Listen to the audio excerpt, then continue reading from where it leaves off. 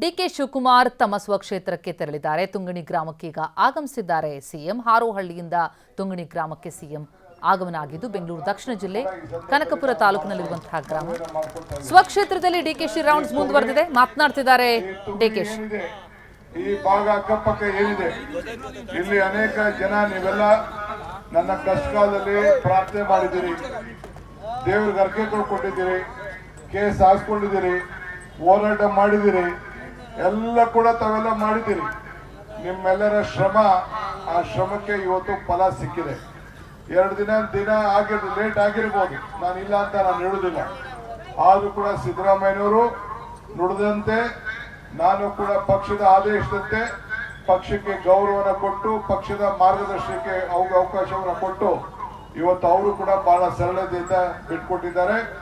ನಾನು ಅವರಿಬ್ಬರು ಸೇರಿ ಒಟ್ಟಿಗೆ ಸೇರಿ ಮುಂದಕ್ಕೆ 2028ಕ್ಕೆ ಚುನಾವಣೆಯ ನಾಯಕತ್ವವನ್ನು ವಹಿಸಿ ಮತ್ತೆ ಈ ರಾಜ್ಯದಲ್ಲಿ ಕಾಂಗ್ರೆಸ್ ಸರ್ಕಾರವನ್ನು ತರಲಿಕ್ಕೆ ನೀವೆಲ್ಲ ನನಗೆ ಅನುವು ಮಾಡಿಕೊಡ್ಬೇಕು. ನಾನು ಇಡೀ ರಾಜ್ಯ ಪ್ರವಾಸ ಮಾಡಬೇಕು, ಜನರ ಸಂಘಟನೆಯನ್ನು ಮಾಡಬೇಕು. ಎಲ್ಲ ಜಾತಿ, ಎಲ್ಲ ಧರ್ಮ, ಎಲ್ಲ ಶಾಂತಿಯ ತೋಟ, ಏನು ಕುವೆಂಪು ಅವರು ಏನ್ ಹೇಳ್ತಾರೆ, ಸರ್ವ ಜನಾಂಗದ ಶಾಂತಿಯ ತೋಟ ಅಂತೇಳಿ. ನನಗೆ ಜಾತಿ ಬಗ್ಗೆ, ಧರ್ಮದ ಬಗ್ಗೆ ನನಗೆ ನಂಬಿಕೆ ಇಲ್ಲ.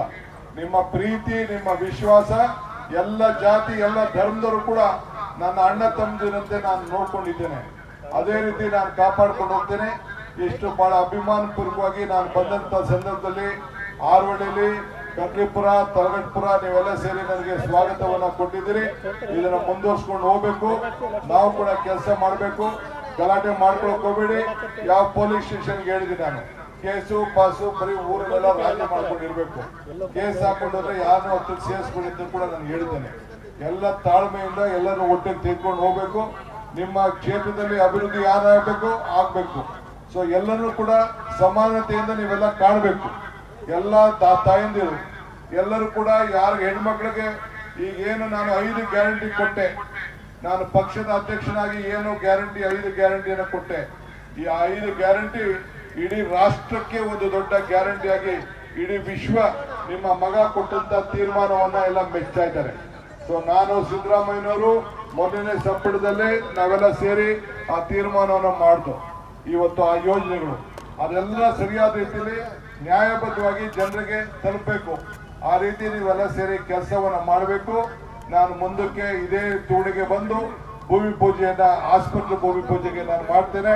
ಮಾಡಂತ ಸಂದರ್ಭದಲ್ಲಿ ಇನ್ನು ಅನೇಕ ವಿಚಾರಗಳನ್ನ ನಾನು ಹಂಚ್ಕೊಂಡು ನಾನು ಮಾತಾಡ್ತಾ ಇದ್ದೇನೆ. ನಾರಾಯಣಗೌಡರು ಕೂಡ ಇಲ್ಲಿ ಬಂದಿದ್ದಾರೆ. ನನಗೆ ಬೆಂಬಲವಾಗಿ ಕಷ್ಟಕಾಲದಲ್ಲಿ ಎಲ್ಲ ಕೂಡ ಅವರು ಕೂಡ ನಿಂತ್ಕೊಂಡಿದ್ದಾರೆ.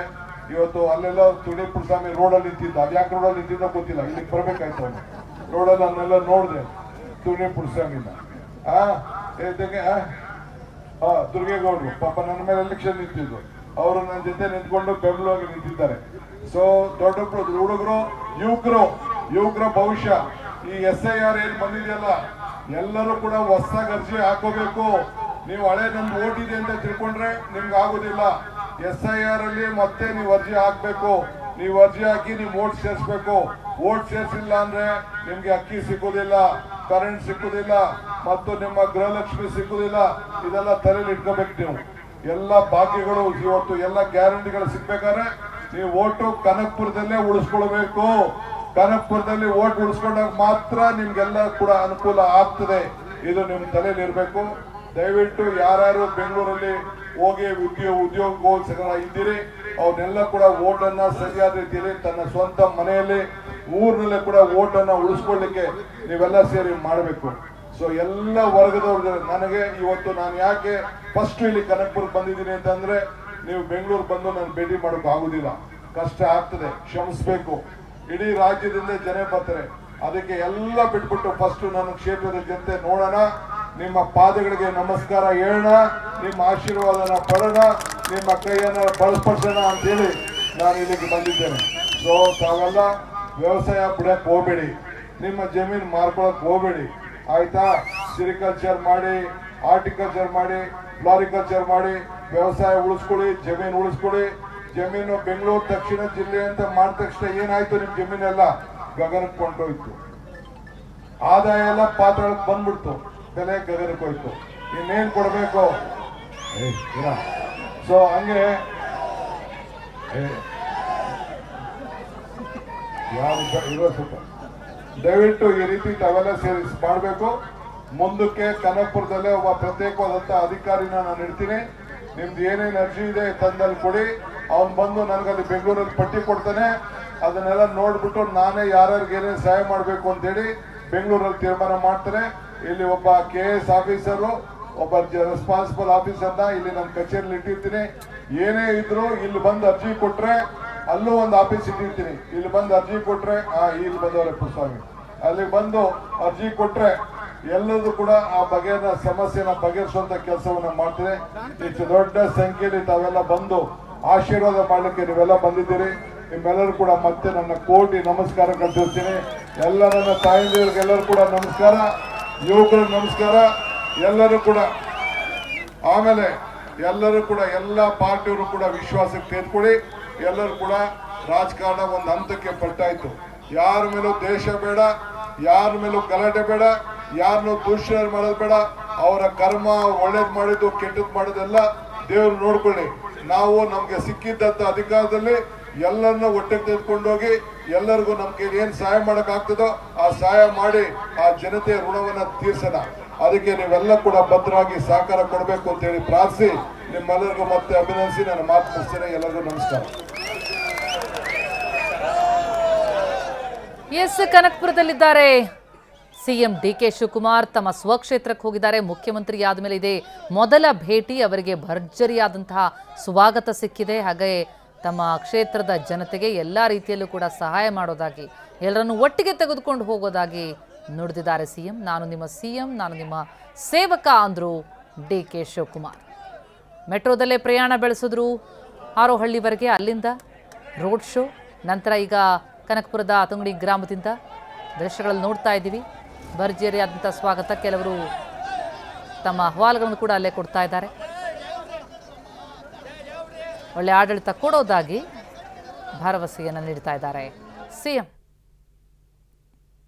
ತಾನು ಗದ್ದುಗೆ ಏರಿದ ಮೇಲೆ ಮೊದಲ ಬಾರಿಗೆ ಸ್ವಕ್ಷೇತ್ರಕ್ಕೆ ಬರ್ತಿರೋದ್ರಿಂದ ಬಂದಂಥ ಸಂದರ್ಭದಲ್ಲಿ ತಾನು ಏನು ಮಾಡೋದಕ್ಕೆ ಹೊರಟಿದ್ದೇನೆ ಅನ್ನೋದನ್ನು ತಿಳಿಸ್ತಾ ಇದ್ದಾರೆ ತಮ್ಮ ಕ್ಷೇತ್ರದ ಜನರಿಗೆ. 8 ಬಾರಿ ನಾನು ಶಾಸಕನಾಗಿರ್ಬೋದು, ಆದರೆ ನಾನು ನಿಮ್ಮ ಸೇವಕ, ನಿಮಗೆ ಬೇಕಾದಂಥ ಎಲ್ಲ ವ್ಯವಸ್ಥೆಗಳನ್ನು ಮಾಡಿಕೊಡೋದಾಗಿ ತಿಳಿಸ್ತಿದ್ದಾರೆ DK ಶಿವಕುಮಾರ್. ಭಾಳ ದಿನಗಳಿಂದ ಕನಸು ಕಂಡಿದ್ರು. ಭರ್ಜರಿಯಾದಂಥ ಹಾರ ಹಾಕಿ ಅವರನ್ನು ಸ್ವಾಗತ ಮಾಡಿಕೊಂಡ್ರು ಕಾಂಗ್ರೆಸ್ ಕಾರ್ಯಕರ್ತರು, ಅವರ ಬೆಂಬಲಿಗರು, ಆ ಕ್ಷೇತ್ರದ ಜನ ಭಾಳ ದೊಡ್ಡ ಸಂಖ್ಯೆಯಲ್ಲಿ ಬಂದು ಮುಖ್ಯಮಂತ್ರಿಗಳನ್ನು ಸ್ವಾಗತಿಸಿದ್ದಾರೆ. ತಮ್ಮೂರಿನ ಅಭ್ಯರ್ಥಿ ಈ ರೀತಿ ಮುಖ್ಯಮಂತ್ರಿ ಗದ್ದುಗೆಗೇರಿರೋದು ಭಾಳ ದೊಡ್ಡ ಹೆಮ್ಮೆ ತಂದಿದೆ ಆ ಜನಕ್ಕೆ. ಬರ್ತಿದ್ದಂತೆ ಭರ್ಜರಿಯಾದಂಥ ಸ್ವಾಗತ ಕೋರಿದ್ದಾರೆ. ಸೇಬಿನ ಹಾರ ಹಾಕಿದ್ರು. ಜೊತೆಗೆ ಯಾವುದೇ ರೀತಿಯಲ್ಲೂ ಅವ್ರಿಗೆ ದೃಷ್ಟಿ ಬೀಳದೆ ಇರಲಿ ಅಂತಲೂ ಕೂಡ ಸಾಕಷ್ಟು ಮಂದಿಯಲ್ಲಿ ಸೇರಿದಂತಹ ಅವರ ಕಾರ್ಯಕರ್ತರು, ಬೆಂಬಲಿಗರು ಎಲ್ಲ ಭರ್ಜರಿಯಾಗಿ ಸ್ವಾಗತ ಕೋರಿದ್ದಾರೆ. ನೋಡಿ, ಬಹಳ ಬೃಹತ್ತಾದಂತಹ ಒಂದು ಸೇಬಿನ ಹಾರ.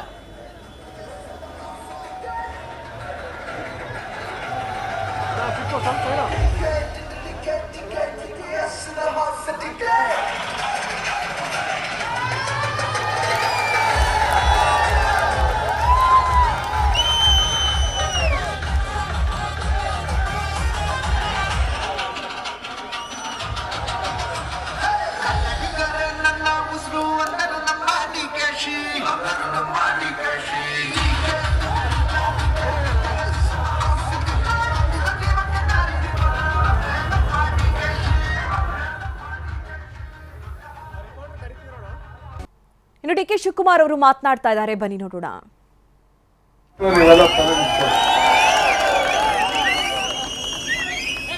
ಇವತ್ತು ತುಗಣಿ ನಿಂತಿದ್ದೀನಿ.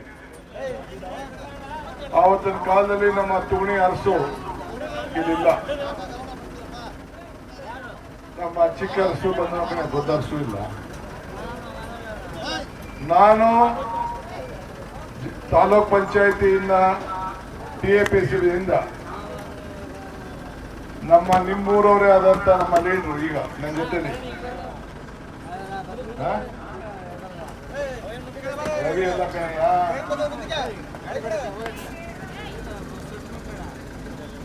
ದುರ್ಗೇಗೌಡರು ನಾವಿಬ್ರು ಎಲೆಕ್ಷನ್ ನಿಂತಿದ್ದು, ಹನುಮಣ್ಣ ದುರ್ಗೇಗೌಡರು ನಾವೆಲ್ಲ ಸೇರಿ ರಾಮಕೃಷ್ಣ ಹೆಗಡೆಯವರು ಮುಖ್ಯಮಂತ್ರಿಗಳು. ಆಗ ಎಲೆಕ್ಷನ್ ನಿಂತಿದ್ದು ಒಬ್ರಿಗೊಬ್ರು. ಆವತ್ತು ಕಾಲದಲ್ಲಿ ಎಲೆಕ್ಷನ್ ನಡೀತು. ಅಲ್ಲಿಂದ ನನ್ನ ರಾಜಕಾರಣ ಪ್ರಾರಂಭ ಆಗಿ ಇಲ್ಲಿವರೆಗೂ ಮುಟ್ಟಿದ್ದೇನೆ. ನೀವೆಲ್ಲ ಪಕ್ಷ ಭೇದವನ್ನು ಮರೆತು ಸಾವಿರಾರು ಜನ ಕಾರ್ಯಕರ್ತರು ಪಕ್ಷ ಎಲ್ಲ ಬಿಟ್ಟು ಬಹಳ ಜನ ನನಗೆ ಸೇರ್ಕೊಂಡು ಬೆಂಬಲವಾಗಿ ನಿಂತು ಇಲ್ಲಿವರೆಗೂ ನಿಮ್ಮ ಮನೆ ಮಗನಾಗಿ ಬೆಳೆಸಿದ್ದೀರಿ. ನಾನಿಲ್ಲಿ ಆವತ್ತಿನ ಕಾಲದಲ್ಲ ಈ ಭಾಗದ ಎಲ್ಲ ನಾಯಕರುಗಳು ನನಗೆ ಸಂಪೂರ್ಣವಾಗಿ ಬೆಂಬಲವನ್ನು ಕೊಟ್ಕೊಂಡು ಬಂದರು. ನೀವು ಕೂಡ ಈ ಭಾಗದಿಂದ ಈ ತುಗಡಿ ಪಂಚಾಯತಿ, ಕಲ್ಲಳ್ಳಿ ಪಂಚಾಯತಿ ಮತ್ತು ಸುತ್ತಮುತ್ತಲು ಯಾವ ಪಂಚಾಯತಿಗಳಿದೆ